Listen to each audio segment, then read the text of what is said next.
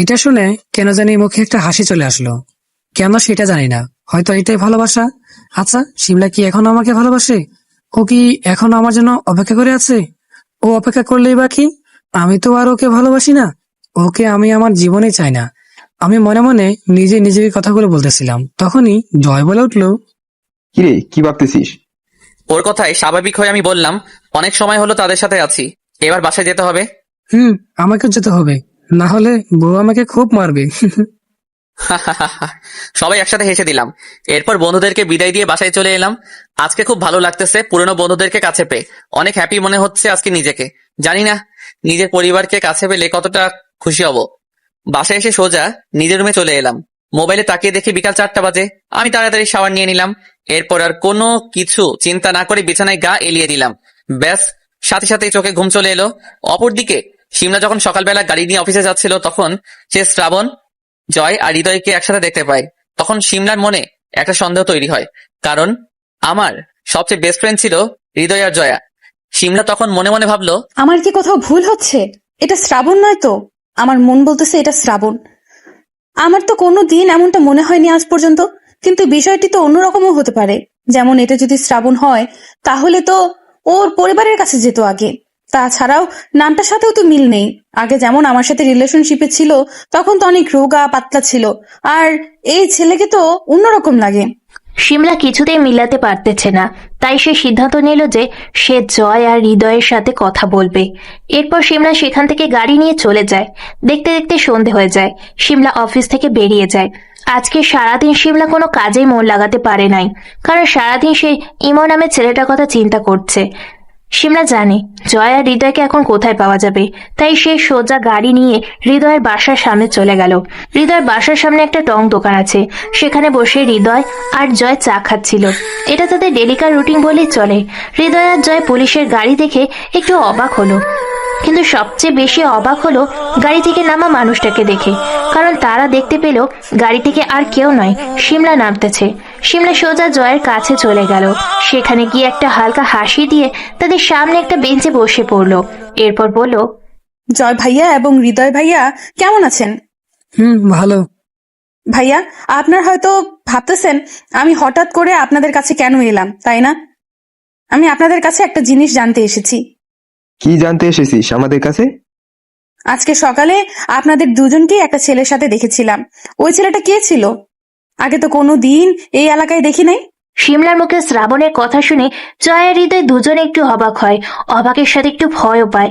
কারণ শিমলা যদি জানতে পারে এটা শ্রাবণ, তাহলে শ্রাবণ সে জয় আর হৃদয়ের অবস্থা খারাপ করে ফেলবে, সেটা তাদের জানা আছে খুব ভালো করে।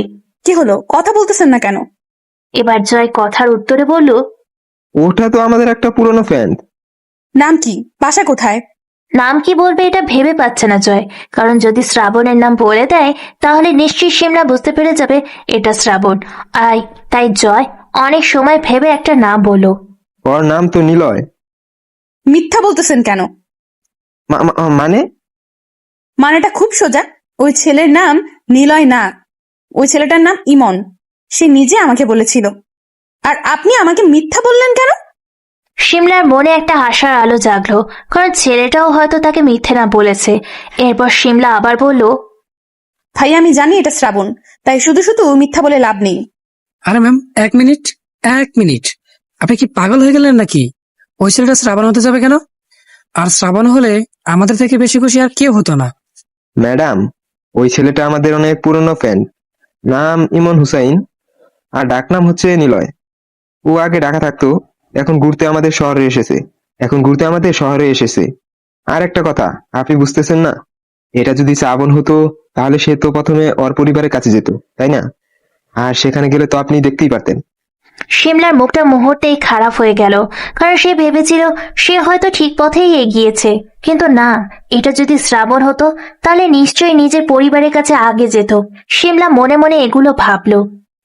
আচ্ছা, ছেলেটার একটা ছবি দিন তো আমাকে। ছবি দিয়ে কি করবেন? দরকার আছে, তাড়াতাড়ি দিন।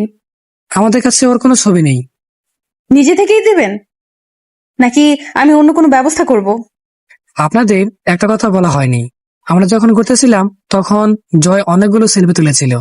অনেকদিন পরে দেখা হয়েছে সেই জন্য। এরপর শিমলা জয়ের মোবাইল থেকে জোর করে শ্রাবণের পিক নিল। কিন্তু মজার ব্যাপার হচ্ছে সিমলা তো জানাই না এটাই তার শ্রাবণ। সিমলা ছবিগুলো নিয়ে গাড়ি করে আবার চলে গেল।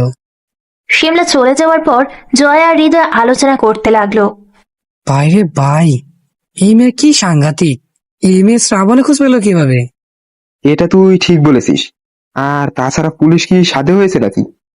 আর বুকা খুঁজ পেয়েছে নাকি জাস্ট সন্দেহ হয়েছে, তাই হয়তো জিজ্ঞেস করতে এসেছে।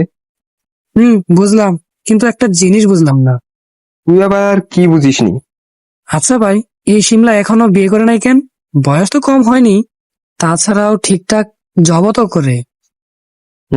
এটা তুই ঠিক বলেছিস। কি জানি বিয়ে করে না কেন। আমার তো মনে হয় এই মেয়ে এখনো শ্রাবণকে ভালোবাসে, তাই হয়তো বিয়ে করে নাই। হতে পারে, তবে তুই আগে শ্রাবণকে ফোন দে আর ওকে সবকিছু খুলে বল। ওয়েট।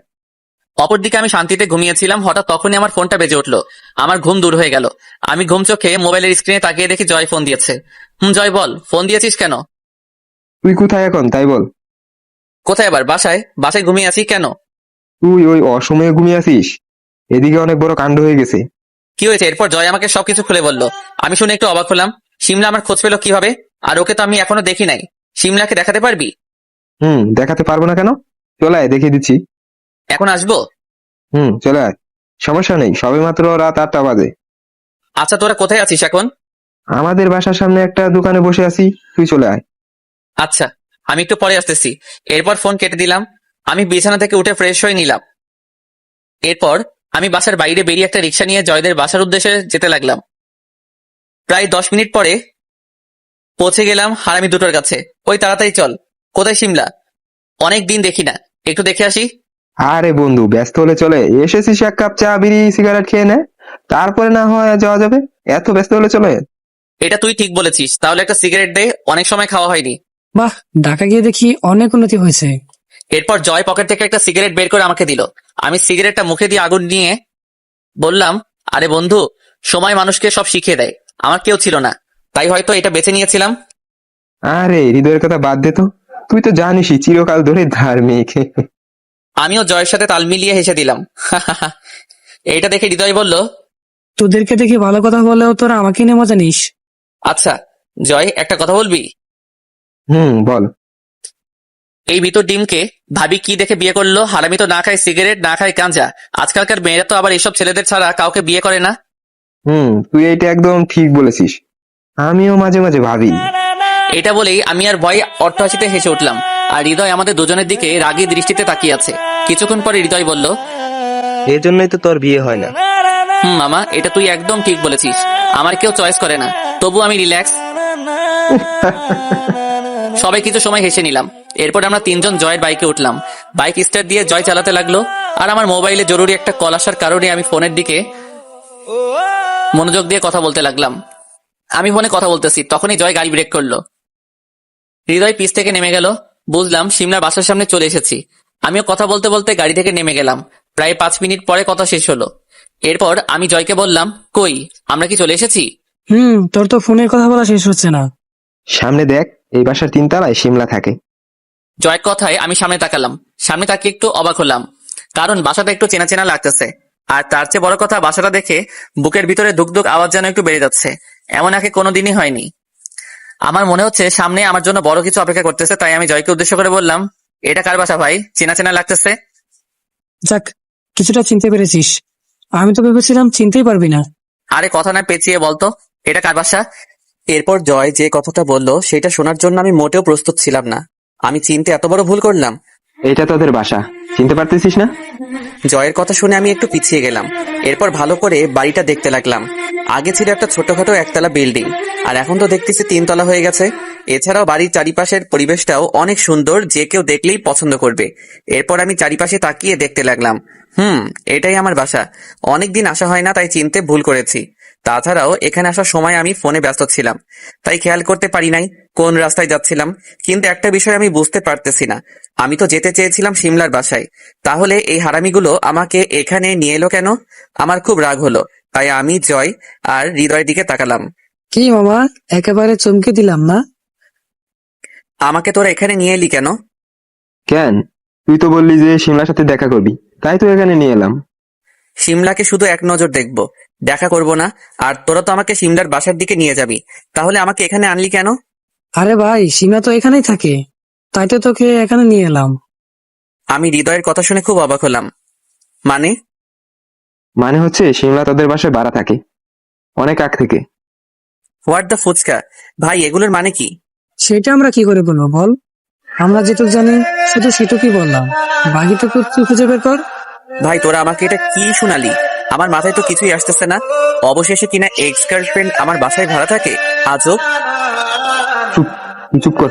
এটা তোর বাসা না, ওকে? তুই অনেক বছর আগে বাসা থেকে পালিয়ে গিয়েছিস, এখন আর এটা তোর বাসা নেই। জয়, তুই ঠিক বলছিস। জয় আর হৃদয়ের কথা শুনে আমি আর এক মুহূর্ত দাঁড়িয়ে না থেকে বাসার গেটের সামনে বসে ওদের দুজনকে উড়াধরা মারতে লাগলাম। এইবার বোঝ কেমন লাগে, মজা করার আর মানুষ পাস নাই। হঠাৎ করে কে যেন আমাকে ভাইয়া বলে ডাক দিল। আমি জয় আর হৃদয়কে ছেড়ে দিয়ে পিছনে ঘুরে তাকালাম। পিছনে তাকিয়ে একটু অবাক হলাম, কারণ আমার সামনে দাঁড়িয়ে আছে বাসের সেই মেয়েটি যার সাথে আমি খুলনা এসেছিলাম। আমি একটা হাসি দিয়ে বললাম, আরে তুমি এত রাতে এখানে কি করো? আমারও তো একই প্রশ্ন, আপনি এত রাতে এখানে কি করেন? জয় ভাই আর হৃদয় ভাইকে মারতেছেন কেন? আমি তো একটা কাজে এখানে এসেছিলাম। এক মিনিট, তুমি কি জয় আর হৃদয়কে চিনো? আজব, চিনবো না কেন? অনেক আগে থেকেই চিনি। ও আচ্ছা, তুমি কিন্তু আমার একটা প্রশ্নের উত্তর দিলে না। এইদিকে জয় আর হৃদয় অবাক চোখে আমাদের দিকে তাকিয়ে আছে, কিছুই বুঝতেছে না, কারণ শ্রাবণ বলেছিল কেউ তার আসল পরিচয় জানে না। তাহলে এটা কি? ও, আপনাদের তো বলাই হয়নি, এই মেয়েটা আর কেউ নয়, এই মেয়েটার নাম জান্নাত। আর জান্নাত হচ্ছে শ্রাবণের সেই ছোট বোন, অনেক বড় হয়ে গেছে, তাই হয়তো শ্রাবণ চিনতে পারে নাই। আর জান্নাতও অনেক বছর পর দেখতেছে, তাই চিনতে পারে নাই। মোট কথা, দুই ভাই বোন কেউ জানে না যে তারা দুইজন আপন ভাই বোন। কোন প্রশ্ন ভাইয়া? এই যে তুমি এত রাতে একা একা রাস্তায় কি করো? ভাইয়া, আপনি না অনেক বোকা। এই যে পিছনে যে বাসাটা দেখতে পাচ্ছেন, এই বাসাটা আমাদের, আমি এখানেই থাকি। মেয়েটির কথা শুনে আমি থ হয়ে গেলাম। মেয়েটির দিকে ভালো করে একবার তাকালাম। তাহলে আমার সন্দেহই কি ঠিক হতে চলেছে? এটা কি আমার সেই ছোট্ট আপুটা? না, কিছুই ভাবতে পারতেছি না। কি হলো ভাইয়া, চুপ করে গেলেন কেন? আমি ভাবনার জগৎ থেকে ফিরে এসে স্বাভাবিক হয়ে জিজ্ঞেস করলাম, আচ্ছা তোমার নামটা যেন কি?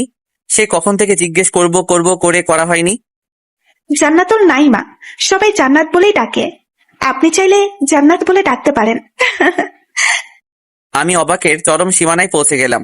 আমি জয় আর হৃদয়ের দিকে ঘুরে তাকালাম। ওরা তো দুইজন চোখ বড় বড় করে আমার দিকে চেয়ে আছে। আমি ওদেরকে চোখের ইশারায় জিজ্ঞেস করলাম, এটাই কি আমার বোন? ওরা চোখ দিয়ে হ্যাঁ সূচক জবাব দিল। কি হলো ভাইয়া, কথা বলেন না কেন? না এমনি। তোমার নামটা কিন্তু খুব সুন্দর। কে রেখেছিল তোমার এই নামটা? নামটা কে রেখেছিল এই কথা জিজ্ঞেস করাই জান্নাতের মুখটা কালো হয়ে গেল। এর কারণ আমি বুঝতে আর বাকি নেই। কারণ জান্নাতের নামটা আমি নিজেই রেখেছিলাম। তখন আমার বয়স 6-7 হবে। সকলের সাথে যুদ্ধ করে আমার বোনের নাম আমি রেখেছিলাম। যাই হোক, গল্পে আসা যাক। কি হলো, বলতেছো না কেন? আমার ভাইয়া রেখেছিল। ও আচ্ছা, তোমার ভাইয়ার নাম কি? সেটা অন্য এক সময় বলবো, এখন বাসায় যাই, দেরি হয়ে যাচ্ছে, আপু বকা দিবে অনেক। যাও। তবে এত রাত পর্যন্ত মেয়েদের বাইরে থাকা ঠিক না। আসলে ভাইয়া, আমি কখনোই একা একা রাতে বের হই না, কিন্তু অনেকদিন পরে বাসায় এসেছি তো, তাই একটু বন্ধুদের সাথে কথা বলতে বলতে দেরি হয়ে গেছে। ও আচ্ছা, তুমি বাসায় যাও, তাহলে আমরা আসি। ভাইয়া, আপনি কি এই এলাকায় থাকেন নাকি? আর জয় ভাইয়া কি আপনার ফ্রেন্ড নাকি? এরপর আমি আর সামান্য কিছু কথা বলে আমাদের বাসা থেকে দূরে চলে এলাম। ভাই, একটু আগে কি হলো আমার সাথে? কি হলো মানে? মানে বুঝতেছিস না? আমি নিজের বোনকে চিনতে পারি নাই। কিন্তু তাহলে জান্নাত তোকে ভাইয়া বলে কেন? তোদের আগে কোথাও দেখা হয়েছিল নাকি? হুম এরপর সবকিছু খুলে বললাম। কি বলিস, এত কিছু? আমার কাছে বাসে বসে জান্নাতকে চেনা চেনা লাগতেছিল, তাই তো ওর সব কথা চুপ করে মেনে নিয়েছিলাম। কিন্তু শিওর ছিলাম না এটাই জান্নাত। কিন্তু ভাই, আসল কাজটাই তো হলো না। কি কাজ? আরে মিয়া, আমাদের ভাবিকেই তো দেখাতে পারলাম না, শ্রাবণকে। ফাইজলামও বন্ধ কর। সিমলা তোদের ভাবি হতে যাবে কোন দুঃখে? সেটা সময় হলে দেখা যাবে। আচ্ছা ভাই, চল বাসায় যাই, অনেক রাত হয়ে গেছে। কালকে দেখা হলে দেখিয়ে দিমুনি ভাবিরে। হয় জানি তো, বাসায় কাউকে রেখে এখন বাইরে এক মুহূর্তের জন্য থাকতে মন চায় না। চল হৃদয়, তাড়াতাড়ি বাসায় যাই, গিয়ে খেলাধুলা শুরু করে দিই। ছি ছি ছি, একটু তো শরম কর হারামি। এরপর আমরা যে যার বাসায় চলে এলাম। বাসায় এসে অনলাইনে খাবার অর্ডার দিলাম। এরপর মোবাইলটা বের করে নাজমুলকে ফোন দিলাম। কিছু সময় রিং হওয়ার পরে ফোনটা রিসিভ করলো। জি স্যার, বলুন। কালকে পিরোজপুর যেতে হবে আপনাকে আমার সাথে। ওকে স্যার, কিন্তু কেন? একটা পুরনো হিসাব বাকি রয়ে গেছে, সেইটা মেটাতে যাব কালকে। ঠিক বুঝলাম না স্যার। আপনার বুঝে লাভ নেই, কালকে গেলেই বুঝতে পারবেন। Okay sir, good night. এরপর ফোন কেটে দিলাম। রুমে শুয়ে আছি আর ভাবতেছি কালকে পিরোজপুর থানায় গিয়ে ছেলেগুলোর কি হাল করব। খুব রাগ হচ্ছে নিজের উপরে। আপনারা তো কিছুই বুঝতেছেন না, আসুন আমি বুঝিয়ে বলতেছি। ঢাকা থেকে বাসে করে খুলনা আসতে গেলে পিরোজপুরের ভিতর দিয়ে আসতে হয়। আর পিরোজপুরে কি হয়েছিল আপনারা তো সেটা জানেন। জান্নাতকে কয়েকটা ছেলে আজে বাজে কথা বলেছিল, আমি তাদেরকে হালকা মেরেই পুলিশের হাতে দিয়ে দেই। কিন্তু আজকে যখন জানতে পারলাম ওরা আমার নিজের বোনকে এই কথাগুলো বলেছে, তাই প্রচুর রাগ উঠতেছে নিজের উপরে। চোখ বুজে শুয়ে আছি। যখন প্রচুর রাগ হয় তখন আমি এইভাবে অন্ধকার রুমে চোখ বন্ধ করে শুয়ে থাকি। হঠাৎ করে বাসার কলিং বেল বেজে উঠলো। আমি গিয়ে দরজা খুলে দিলাম। দেখলাম একটা ছেলে খাবার নিয়ে এসেছে। আমি খাবার নিয়ে ভিতরে চলে এলাম। এরপর রাতের খাবার খেয়ে নিলাম। এখন রাগ অনেকটা কমেছে, তাই ল্যাপটপ আর এক কাপ চা নিয়ে ছাদে চলে এলাম। ছাদের এক কোণে ছোট একটা টেবিল এবং দুইটা চেয়ার রাখা আছে। আমি ল্যাপটপ টেবিলে রেখে চা খেতে লাগলাম আর রাতের এই ঠান্ডা আবহাওয়ার মজা উপভোগ করতে লাগলাম। চারিদিকে কোনো শব্দ নেই, শুধু মাঝে মাঝে কয়েকটা গাড়ির আওয়াজ পাওয়া যাচ্ছে। এরপর আমি আলামিনকে ফোন দিলাম। এই হচ্ছে সেই আলামিন যে নেট বিষয়ে একটু বেশি ধারণা। হ্যাঁ স্যার, বলুন, কি মনে করে ফোন দিলেন? আলামিন একটু খোঁজ নিয়ে দেখতো এনামুলের বড় কোনো মিটিং আছে কিনা খুব তাড়াতাড়ি। 2 মিনিট সময় দিন স্যার, আমি খুঁজে দেখতেছি। 2 মিনিট পরে। স্যার, কাছাকাছি কোনো মিটিং নেই, তবে 1 মাস পরে অনেক বড় একটা মিটিং আছে, যেখানে অনেক বড় বড় লোকজন আসবে। সাধারণ কোনো মানুষ এই মিটিং এ আসতে পারবে না স্যার। যত বড় মিটিং হোক না কেন, এই শ্রাবণ সব মিটিয়ে প্রবেশ করার ক্ষমতা রাখে। স্যার, আমার থেকে ভালো সেটা আর কে জানে। বুঝলি আলামিন, এনামুলের ভাগ্যটা অনেক ভালো, তাই 1 মাস সময় পেয়ে গেল। জি স্যার, ঠিক বলেছেন। এরপর আরো কিছু সময় কাজের ব্যাপারে কথা বলে ফোনটা রেখে দিলাম। কিছু সময় চোখ বন্ধ করে রইলাম। তখনই আগে সে পুরোনো দিনের কথাগুলো মনে পড়ে গেল। পুরোনো কথা ভাবতে ভাবতে টেরই পাইনি যে রাত 1টা বেজে গেছে। তাই তাড়াতাড়ি চেয়ার থেকে উঠে সবকিছু গুছিয়ে নিয়ে নিজের রুমে চলে এলাম। এরপর আর 7-5 না ভেবে সোজা ঘুমের দেশে হারিয়ে গেলাম। সকালবেলা ঘুমিয়েছিলাম, তখনই বাসার কলিং বেলের আওয়াজে ঘুমটা ভেঙে গেল। ঘুম চোখে মোবাইলের দিকে তাকিয়ে দেখি সকাল 10টা বেজে গেছে। ইস, অনেক দেরি হয়ে গেছে। আজকে তো আমার পিরোজপুর যাওয়ার কথা ছিল। ও শিট। তাড়াতাড়ি বিছানা থেকে উঠে ব্রাশ মুখে দিয়ে দরজা খুলে দিলাম। দরজা খুলে সামনে তাকিয়ে দেখি নাজমুল দাঁড়িয়ে আছে। প্যান্ট শার্ট পরে একদম ফিট হয়ে চলে এসেছে। নাজমুল আমাকে এই অবস্থায় দেখে একদম হাঁ করে আমার দিকে চেয়ে আছে। কি হয়েছে? এইভাবে কি দেখেন মিস্টার নাজমুল? স্যার, সকাল 10টা বাজে আর আপনি এখনো ব্রাশ করেন নাই? দূর, আজকে সকালে ঘুম থেকে উঠতে একটু দেরি হয়ে গেছে আর কি। তুমি ভিতরে এসে বসো, আমি ফ্রেশ হয়ে আসতেছি। ও আচ্ছা স্যার। এরপর আমি ফ্রেশ হতে চলে গেলাম আর নাজমুল আমার বাসাটা চারদিকে ঘুরে দেখতে লাগলো। নাজমুল চলো, অনেক দেরি হয়ে গেছে এমনিতেই। স্যার, সকালে নাস্তা করবেন না? এখন সময় নেই, রাস্তায় করে নিবনে। Okay sir. এরপর বাসা থেকে বের হলাম। বাইরে বের হয়ে দেখি নাজমুল বাইক নিয়ে এসেছে। এরপর নাজমুলের বাইক স্টার্ট দিল। আমি ওর পিছে বসে যেতে লাগলাম। কিছু দূর যাওয়ার পরে আমার মেজাজটা একটু খারাপ হলো, কারণ নাজমুল এটা বাইক চালাচ্ছে নাকি সাইকেল চালাচ্ছে কিছুই বুঝতেছি না। আমাদের বাইকের টক্কর মেরে রিক্সাও এমনকি আগে চলে যাচ্ছে। তাই আমি বিরক্ত হয়ে নাজমুলকে বললাম, নাজমুল তুমি এটা কি চালাচ্ছ? তুমি তো মিয়া বাইকের মান সম্মান খেয়ে দিচ্ছ। স্যার, বেশি জোরে চালাতে পারবো না। আগেও একবার মোটে মোটে বেঁচেছি, আর কোনো রিস্ক নিতে চাই না। এই তুমি বাইক থামাও। কেন স্যার? থামাতে বলছি, থামাও। এরপর নাজমুলকে বাইক থেকে নিচে নামিয়ে আমি ড্রাইভ করার সিটে বসলাম। নাও, এইবার আমার পিছে বসো। এ কি স্যার, আপনি বাইক চালাতে পারেন? আজব, বাইক চালাতে পারবো না কেন? না মানে স্যার, এর আগে তো কোনোদিন দেখি নাই, তাই আর কি। এরপর আমি বাইক স্টার্ট দিয়ে খুব জোরে জোরে চালাতে লাগলাম। বাইকের লুকিং গ্লাসে তাকিয়ে দেখি নাজমুল খুব অবাক হয়ে আমার দিকে তাকিয়ে আছে। হয়তো ভাবছিল আমি ভালো চালাতে পারি না, কিন্তু সে তো জানে না আমি বাইক নিয়ে পিএইচডি করেছি। প্রায় 10 মিনিট পরে সামনে খেয়াল করি কিছু দূর সামনে সেই পুলিশ ম্যাডাম গাড়ি চেক করতেছে। আমি এটা দেখে নাজমুলকে জিজ্ঞেস করলাম, গাড়ির কাগজপত্র সাথে আছে নাকি? স্যার, বাসায় রেখে এসেছি বলে। সমস্যা নেই, আমাদের আবার কে কি বলবে।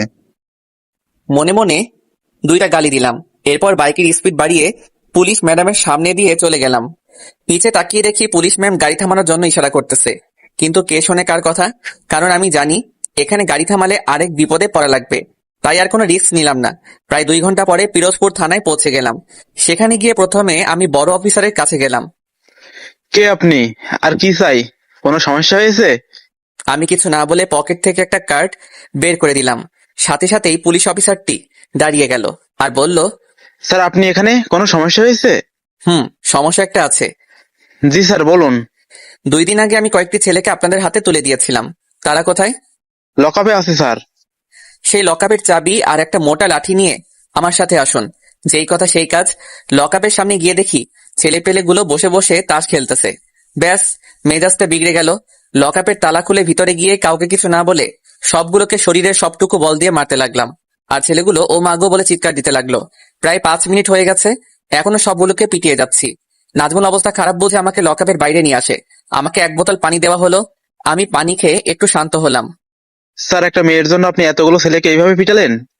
স্যার, আপনার মতো সবাই হলে আমাদের দেশে আজকে এমন অবস্থা হতো না, কমে যেত ধর্ষণের কেস। মেয়েটি আর কেউ ছিল না, আমার ছোট বোন ছিল। ও সরি স্যার, আমি জানতাম না।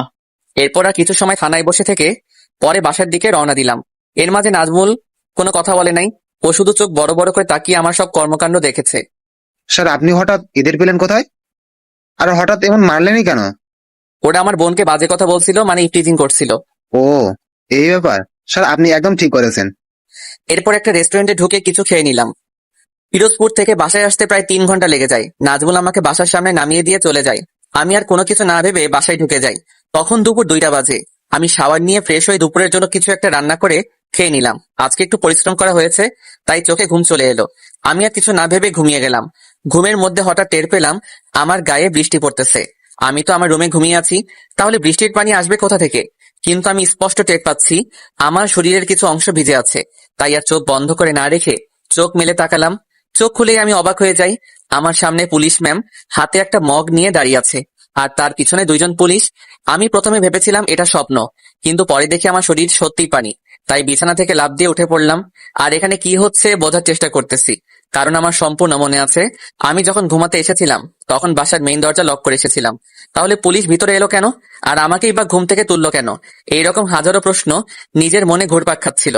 তখনই পুলিশ ম্যাম বল, ওই, এইভাবে হা করে তাকিয়ে আছিস কেন? এইভাবে তাকিয়ে না থেকে আমাদের সাথে চল। মানে কি?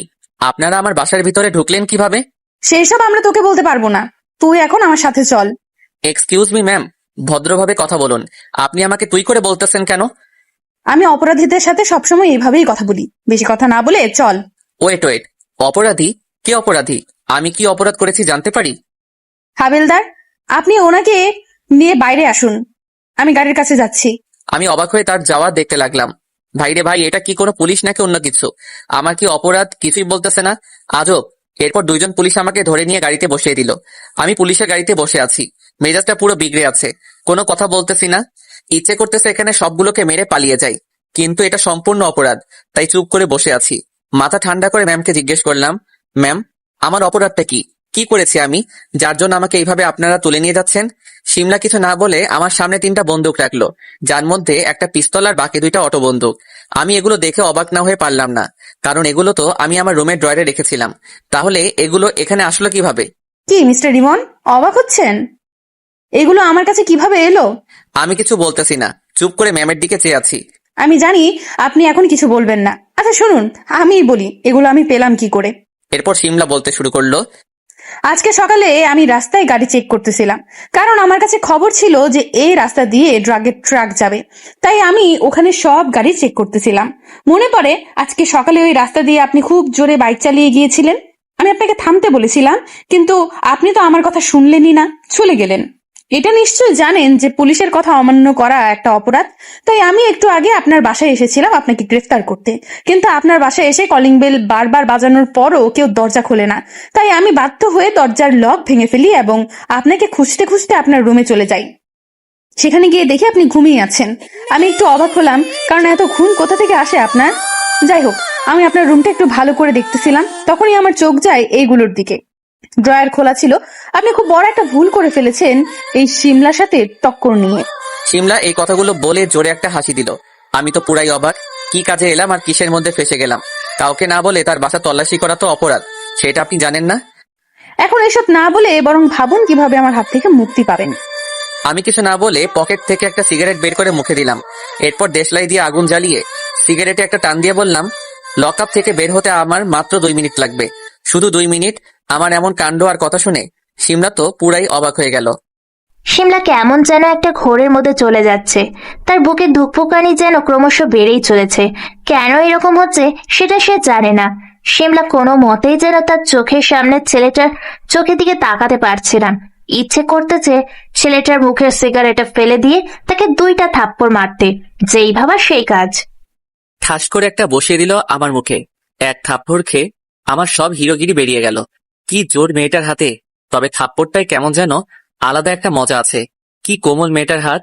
মেয়েদের হাত এত নরম হয়, আমার আগে জানা ছিল না। আমি মুখে হাসি নিয়ে মেয়েটির দিকে তাকিয়ে আছি। শিমলা নিজেই বুঝতে পারতেছে না কেন সে বারবার এমন করতেছে। শিমলা নিজেই নিজেকে এই প্রশ্নগুলো করতেছে। আমি এক নজরে মেয়েটির চোখের দিকে তাকিয়ে আছি। মেয়েটি মানে শিমলার দিকে। অপরদিকে শিমলাও আমার চোখের পানে এক দৃষ্টিতে তাকিয়ে আছে। দেখে মনে হচ্ছে কোনো রোমান্টিক মুভির শুটিং হচ্ছে এখানে। গাড়ি চলাকালীন সময়ে হঠাৎ ভাঙা জায়গায় গাড়ির চাকা পড়ে যায়। ব্যাস, শিমলার ঘোর কেটে যায়, সাথে আমারও। সামনে তাকিয়ে দেখি শিমলা অন্যদিকে মুখ ঘুরিয়ে আছে। মুখ দেখে স্পষ্ট বোঝা যাচ্ছে লজ্জা পেয়েছে। আমি বুঝি না এটা মেয়ে নাকি অন্য কিছু। লজ্জা পেলে এই মেয়েকে এত সুন্দর লাগে আগে জানা ছিল না। প্রায় 30 মিনিট পরে থানায় চলে এলাম। আগের দিনের মতো আমাকে লকআপে ঢুকিয়ে দেওয়া হলো। আমি সেখানে বসে পড়লাম। এখান থেকে শিমলা ম্যামকে স্পষ্ট দেখা যায়। আমি এক নজরে তার দিকে তাকিয়ে আছি। আমি কিছুই বুঝতে পারতেছি না। এর মানে কি আমি কারো প্রেমে পড়ে গেছি? এটা কি করে সম্ভব? এই জীবনে কত রকমের মেয়ে যে দেখেছি তা বলে শেষ করা যাবে না।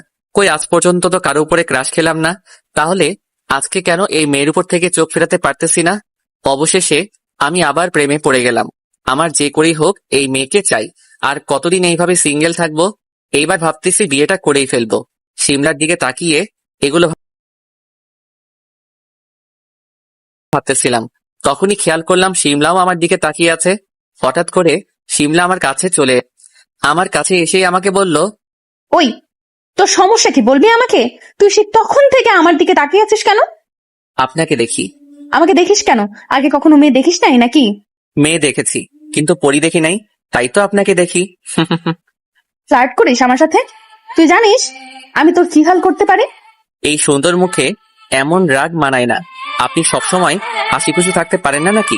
অসহ্য একটা। এটা বলে শিমলা রেগে আমার কাছ থেকে চলে গেল। আমি ফ্লোরে বসে একটা হাসি দিলাম। আজকে কেন জানি অনেক ভালো লাগতেছে। অন্যদিকে মনটা কেমন কেমন করতেছে। না চাইতেও শিমলার কথা খুব মনে পড়তেছে। শিমলাকে শেষ কবে দেখেছিলাম মনে নেই, কিন্তু ওর সেই গুলুমুলু মুখখানা এখনো আমার মনে পড়ে। কেন জানি আমার মনে হচ্ছে শিমলা আমার খুব কাছে আছে, কিন্তু আমি বুঝতে পারতেছি না। জেল থেকে বেরিয়ে আমাকে যে করেই হোক বন্ধুদের সাথে কথা বলে শিমলাকে দেখতে হবে। আর তার সাথে এটাও জানতে হবে শিমলা আমাদের বাসায় ভাড়া থাকে কেন, আর ও কি আমাকে এখনো ভালোবাসে নাকি বিয়ে শাদী করে সংসারের ভিতরে ডুবে আছে। কিন্তু হৃদয় যে বলেছিল শিমলা এখনো বিয়ে করে নাই, এটা অসম্ভব। আমি না হয় একটা ছেলে, তাই এতদিন বিয়ে না করে আছি, কিন্তু শিমলা তো একটা মেয়ে, চাকরি করে মেবি। তাহলে এতদিনে তো ওর বিয়ে হয়ে যাওয়ার কথা।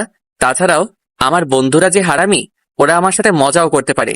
মনে মনে এগুলো ভাবতেছিলাম আর দেওয়ালে আঁকিঝুঁকি দিচ্ছিলাম, যেটা সাধারণত সব আসামিরাই করে। আমারও একটু ইচ্ছে হলো, তাই এমন করতেছি। তখন আরেকটা বিষয় আমার মাথায় এলো। হৃদয় আর জয় বলেছিল শিমলা নাকি পুলিশের চাকরি করে। তাহলে কোনোভাবে এই শিমলা ম্যাডাম আমার সেই শিমলা নয় তো? যদি এটা হয় তাহলে তো আমি শেষ। কারণ আমার যে এই ম্যাডামকে খুব ভালো লাগছে। যে কোনো মূল্যে আমার এই ম্যাডামকে চাই। কিন্তু যদি এটা সেই বিশ্বাসঘাতক হয় তাহলে আমি কি করব? জানি না, কিছু জানি না। আমি সবকিছু কেমন জানি গুলিয়ে যাচ্ছে। তখনই আমার মন আবার বলল, এটা কখনো হতে পারে না। কারণ প্রথমত বাসে আমার নিজের আপুর সাথে দেখা, আর এখন যদি এই শিমলা সেই শিমলা হয় তাহলে তো বাস থেকে নেমেই এক্স গার্লফ্রেন্ডের সাথে দেখা, মানে একই দিনে দুইজন পরিচিত মানুষের সাথে দেখা। এটা অসম্ভব। যাই হোক, সবকিছু ক্লিয়ার হয়ে যাবে জেল থেকে বের হলেই। সবকিছু দেখা যাবে। আগে এখান থেকে তো বের হই। জানি না নাজমুল কখন এখান থেকে বের করবে আমাকে। দূর, ভালো লাগে না। মনে মনে অনেক কিছু চিন্তা করতেছি। তখনই দেখি নাজমুল এসেছে। হাতে একটা কাগজের ফাইল দেখতে পেলাম। এটা যে আমার জামিনের কাগজ সেইটা বুঝতে আমার আর বাকি রইল না। তখন নাজমুল আমার দিকে তাকিয়ে একটা হাসি দিল। আমি রাগীভাবে তাকিয়ে রইলাম। 2 মিনিট পরে আমাকে লকআপ থেকে বের করা হলো। এরপর আমি শিমলা ম্যাডামের সামনে গেলাম। ম্যাডাম দেখে আমার দিকে রাগীভাবে তাকিয়ে আছে। আমি খাতায় একটা সাইন করে কলম রেখে দিলাম। এরপর ম্যাডামের দিকে তাকিয়ে হেসে বললাম, এইভাবে না থেকে একটু হাসি খুশি থাকুন। গম্ভীরভাবে থাকলে আপনাকে একটা পেতনির মতো। এটা বলেই আমি আর নাজমুল বেরিয়ে আসলাম। আসার সময় পিছনে তাকিয়ে দেখি যে ম্যাডাম আমার দিকে আগুনের ন্যায় তাকিয়ে তার সামনের টেবিলে রাখা খাতাটা ছুঁড়ে ফেলে দিল। আমিও একটু ভাব নিয়ে সামনে হেঁটে বেরিয়ে গেলাম থানা থেকে। স্যার, আর কতবার এরকম জেলে আসবেন? এখানে আসি কি আর সাধে? তাহলে কি জন্য আসেন স্যার? শিমলার জন্য। মানে স্যার, আপনি আবার শিবনা ম্যাডামের প্রেমে পড়ে যাননি তো? ওই মেয়ে কিন্তু সাংঘাতিক। আমি এই এলাকার ছেলে, তাই আমি জানি ওই মেয়ে কি। আমি নাজমুলের কথায় না হেসে পারলাম না। এরপর জিজ্ঞেস করলাম, কেন, কি এমন করেছে এই মেয়ে যার জন্য তুমি তাকে এই উপাধিগুলো দিচ্ছ? স্যার অনেক কারণ আছে, অনেক কারণ। যেমন? স্যার কি আর বলবো, একবার আমার এক ফ্রেন্ড ওই মেয়েকে প্রপোজ করেছিল। আমার ফ্রেন্ড আমার মতো পুলিশে চাকরি করে আর দেখতে শুনতেও ভালো, কিন্তু এই সিমলা ম্যাডাম তার প্রপোজ গ্রহণ না করে এক সপ্তাহে জেলের ভাত খেয়েছিল। মানে বুঝতে পারছেন কি সাংঘাতিক। একদম ঠিক করেছে। সে আমার বউ হবে বলেই তো কারো প্রপোজাল গ্রহণ করে না। রাস্তা দিয়ে হাঁটতেছি আর কথা বলতেছি আমরা দুইজন। স্যার এই মেয়ের পিছনে লাইন মেরে লাভ নেই। কেন? স্যার লোক আমার সেই বন্ধুই বলেছিল এই মেয়ে নাকি কাউকে ভালোবাসে, কিন্তু সে নাকি হারিয়ে গেছে, তবে খুঁজে পেলে নাকি তাকে বিয়ে করবে। ওই মিয়া, মেয়ে কি? হ্যাঁ, ভাবি বলবা ভাবি। আর কাকে ভালোবাসে? একেবারে ভাবি বলতে হবে? সমস্যা নাই, ভাবি বলবো স্যার। আর কাকে ভালোবাসে সেটা তো আর বন্ধু জানে না, আমি আর কি করে বলবো। সমস্যা নেই, আমি তোমার ভাবিকে পটিয়েই ছাড়বো, আর তা না হলে জোর করে তুলে নিয়ে যাব। আমার কথা শুনে নাজমুল হেসে দিল। এরপর আরো কিছু কথা আর সাথে মজাও করলাম আমি আর নাজমুল। নাজমুল ছেলেটা খুব ভালো, আমার থেকে বয়সে 2 বছরের ছোট হবে, অনেক মিশুক, তাই তো নাজমুলের সাথে এমন মজা করি। যাই হোক, গল্পে চলে আসি। এরপর আমি আর নাজমুল একটা রেস্টুরেন্টে গেলাম। আমার অনেক ক্ষুধা লেগেছে। দুপুরের খাবার নাজমুল নাকি বাসা থেকে খেয়ে এসেছে, তাই নাজমুল শুধু 1 কাপ কফি নিল, আর আমি দুপুরের খাবার মানে ভারী কিছু খেতে লাগলাম। খাবারের নাম বলবো না। খাবার মাঝখানে নাজমুল বলল, স্যার একটা বিষয় বুঝলাম না। কি বিষয়? স্যার আপনি যে বন্ধুগুলো এনেছিলেন সেগুলো তো ভাবি নিয়ে গেল, তাহলে এখন মিশন পূরণ করবো কিভাবে? এই জন্যই তো তোমাকে আমার এত ভালো লাগে। আমিও সেটা চিন্তা করতেছিলাম, কিন্তু সমস্যা নেই, আমার অনেক লোক আছে, তাদের একজনকে ফোন করে জানিয়ে দিলেই আমার বাসায় এসে সবকিছু পৌঁছে দিয়ে যাবে। ও আচ্ছা, তাহলে তো কোনো সমস্যা নেই স্যার। আর কোনো সমস্যা হবেও না, কারণ আমি যার কাছ থেকে পারমিশন এনেছি তার উপর দিয়ে কথা বলার মতো আমি কাউকে দেখি না। এটা জাস্ট একটা গল্প, সো ডোন্ট বি সিরিয়াস। হুম, সেটা আমি খুব ভালো করেই জানি। স্যার আমার ভাগ্যটা না অনেক ভালো। যেমন? এই যে চাকরির প্রথম কাজটা আপনার সাথে করার সুযোগ পেয়েছি। তুমি মিয়া ভালোই পাম দিতে পারো দেখতেছি। স্যার এটা সত্যি। সেই সব সাইডে রাখো, বয়স তো অনেক হলো, এইবার বিয়ের কথাটাও একবার চিন্তা করো। আমার এমন কথা শুনে নাজমুল তো পুরো লাল হয়ে গেছে লজ্জায়। ছেলেরাও যে এত লজ্জা পায় সেইটা আমি নাজমুলকে না দেখিলে জানতাম না। কি বিয়ে শাদী নিয়ে কিছু চিন্তা করেছো? হুম, আমাদের এই মিশনটা শেষ হলেই ওর পরিবারের সাথে কথা বলবো। ও মানে কি, তার মানে তোমার গার্লফ্রেন্ড আছে? হুম স্যার। আল্লাহ, তোমার মতো এমন বোকা ছেলেকে কোন মেয়ে পছন্দ করলো? স্যার আমি মোটেও বোকা নয়, ঠিক আছে। আমি নাজমুলের কথা না হেসে পারলাম না, আসলে ছেলেটা অনেক সহজ সরল। যাই হোক, এরপর নাজমুলকে বিদায় জানিয়ে বাসায় চলে এলাম। বাসায় এসে হৃদয়কে ফোন দিলাম, বন্ধু কই আছেন আপনি? বাসায় রে ভাই, বাসায় তোর ভাবির সাথে রোমান্স করি। হারামি, তুই কি কোনোদিন ভালো হবি না? আর রাখতো, আমার বউয়ের সাথে আমি যা ইচ্ছা করবো, এখানে খারাপের কি আছে? ওই তুই বকবক না করে জয়কে নিয়ে আমার বাসার সামনে আয়। আচ্ছা 5 মিনিট অপেক্ষা কর, আমরা 10 মিনিটের মধ্যে আসতেছি। এরপর ফোন রেখে দিলাম। প্রায় 15 মিনিট পরে বাইকে করে হৃদয় আর জয় আমার কাছে এলো। আমি বাসার নিচে দাঁড়িয়ে অপেক্ষা করতেছিলাম। কিরে বন্ধু, এত জরুরি ভাবে ডাক দিলি যে? কিছু হয়েছে নাকি? হয়েছে, অনেক কিছু হয়েছে। আমি অনেক কনফিউজ। তাড়াতাড়ি আমাদের বাসার দিকে চল, আমি আগে শিমলাকে দেখব। আচ্ছা তোর যখন এতই তাড়া, তাহলে চল গাড়ির পিছে উঠে পড়। এরপর কিছু দূর এসে হঠাৎ করে বাজারের পাশে একটা রেস্টুরেন্টের সামনে হৃদয় বাইক থামিয়ে দিল। আমার বর্তমান বাসা থেকে আমার নিজের বাসার যেতে রাস্তার মাঝখানে বাজার অতিক্রম করে যেতে হয়। এখানে বাইক থামালি কেন? আগে কিছু খেয়ে নেই, তারপরে যাই। আচ্ছা তোরা গিয়ে খেয়ে নে, আমি খাবো না, আমার পেট ভরা আছে। না না, সেটা বলে হচ্ছে না, তুমি আজকে আমাদের ট্রিট দিবা, আর তুমি যদি ভিতরে না যাও সেটা বললে তো হবে না। মানে আমি তোদের ট্রিট দেবো আমি সেটা বলছি, আর তোদেরকে হঠাৎ করে ট্রিট দিব কেন? এই যে শিমলা আপুকে দেখাবো। মানে এটার জন্যেও তোদেরকে ট্রিট দিতে হবে? যা, আমি পারবো না। আচ্ছা ঠিক আছে, তাহলে আমরাও তোকে দেখাবো না শিমলা আপুকে। অনেকটা বাধ্য হয়ে হারামি দুটোকে ট্রিট দিতে হলো। যে কয় টাকা বাসা থেকে নিয়ে এসেছিলাম সবগুলো শেষ করে দিয়েছে প্রায়। এই দুটোকে দেখে কেউ বলতে পারবে না যে এরা এত খেতে পারে, দুটোই রাক্ষস। এরপর 10 মিনিট বাইক চালিয়ে আমরা আমাদের বাসার সামনে এসে হাজির হলাম। এখন আমি আমার বাসার সামনে দাঁড়িয়ে আছি, রাস্তায় দাঁড়িয়ে বাসার দিকে উকিঝুঁকি দিচ্ছি, কিন্তু ওরা নাকি কোথাও শিমলাকে দেখতে পাচ্ছে না। তখন ঘড়িতে সময় বিকাল 5টার বেশি। আমরা আমাদের বাসার দিকে তাকিয়ে উকিঝুঁকি দিয়ে যাচ্ছি, তখনই আমার পিঠে কেউ হাত রাখলো পিছন থেকে, কিন্তু আমার সেই দিকে কোনো খেয়াল নেই। আমি পিছনে না ফিরে আমার কাঁধ থেকে অপরিচিত হাতটা সরিয়ে দিলাম। এইভাবে অনেকবার হলো। আমি যতই আমার কাঁধ থেকে হাত সরিয়ে দেই, ততই কেউ আমার কাঁধে হাত দিয়ে ধাক্কা দিয়ে যাচ্ছে। তাই রাগ করে পিছে তাকালাম। আমার সাথে সাথে আমার বন্ধুরাও পিছে ফিরে তাকালো। আমি পিছে তাকিয়ে পুরোই 100 ভোল্টের একটা শক খেলাম, কারণ আমার পিছে সেই রাগী পুলিশ ম্যাম দাঁড়িয়ে আছে। এটা দেখে হৃদয় আর জয়ের চোখ দুটো বড় বড় হয়ে গেছে। এটা আমি স্পষ্ট দেখতে পেলাম। কিন্তু আমার ভয় লাগতেছে এটা ভেবে যে একটু আগে থানা থেকে বের হলাম, এখন আবার অন্যের বাসায় উকি দিচ্ছি। এইটা আবার ম্যাডাম দেখে ফেলেছে, তাহলে বুঝতেই পারতেছেন যে কি হতে চলেছে। আমাদের সবাইকে এমন ভয় পেতে দেখে শিমলার মনে মনে অনেক হাসি পেল, কিন্তু শিমলা রাগী গলায় জয়কে উদ্দেশ্য করে বলল, জয় ভাইয়া, আপনি এই সময় এখানে কি করেন? আর এই ছেলেটাই বা আপনাদের সাথে কেন? হৃদয়ের মুখ দিয়ে কোনো কথা বের হচ্ছে না। আপনারা তো জানেনই, হৃদয় হচ্ছে ভিতর ডিম। জয় কোনো মতে স্বাভাবিক হয়ে বলল, আপু, তেমন কিছু না, এটা হচ্ছে আমাদের বন্ধু। ও নতুন এসেছে এই শহরে, তাই ওকে আর কি আমাদের শহরটা একটু ঘুরিয়ে দেখাচ্ছি। হুম। সবই বুঝলাম, কিন্তু শহরটা কি এই বাসার ভেতরে নাকি? যে তিনজনই এই বাসার দিকে উঁকি মারতেছিলেন? তেমন কিছু না আপু, এমনিতেই বাসাটা খুব সুন্দর তো, তাই সবাই মিলে একটু ভালো করে দেখতেছিলাম। ও আচ্ছা, কিন্তু আমি একটা জিনিস বুঝলাম না, আপনারা তো ভালো ছেলে, তাহলে এই গুন্ডাটা আপনাদের বন্ধু হয় কিভাবে? এতক্ষণ আমি চুপ ছিলাম, কিন্তু এইবার আর চুপ থাকতে পারলাম না, কারণ আমাকে গুন্ডা বলতেছে। তাই আমি বললাম, এক্সকিউজ মি, আপনি কাকে কি বলতেছেন? এই গুন্ডাটাকে আমি গুন্ডাই বলতেছি, একটা গুন্ডাকে আমি গুন্ডাই বলতেছি। আপু, আপনারা দুজন দুজনকে চিনেন?